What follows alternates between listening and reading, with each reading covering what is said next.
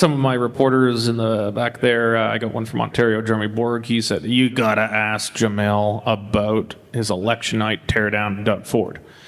So I want to ask you about your good friend, Dougie. So first off, I am a proud Ontario boy, so I feel the need to defend my province a little bit here and point out that Pierre Poilievre got 1 million more votes in Ontario than Doug Ford did.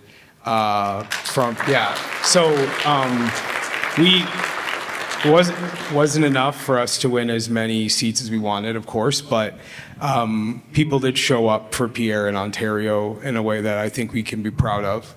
I don't think Doug Ford or the people in his administration believe they have an ideology. I don't believe they have come to a rational conclusion that there's a better way to be a conservative than what I or you would say. In fact, I'm not even sure they would be capable of having a conversation about conservative ideas or principles.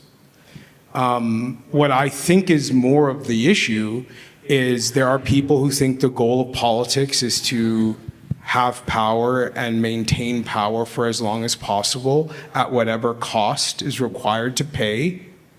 And there are people who want to do politics because they believe in certain values or ideas or changes that they would like to create.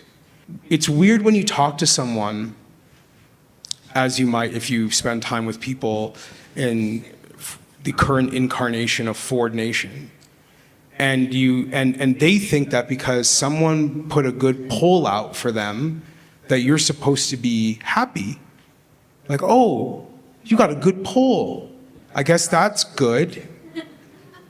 And not to diminish the fact that that's a reality of our business, like we need to get public support. But if you're popular but you're not doing good things, why am I supposed to be happy about that? Yes. And to be perfectly honest, I also question, whether the negative effect of that is producing more cynicism among our people, right? If people think politicians don't believe in anything and they're not going to do anything, and regardless of what color your jersey is, you're going to have the same approach to big, important issues, then you're making a lot of people feel like politics isn't even worth getting involved in the first place.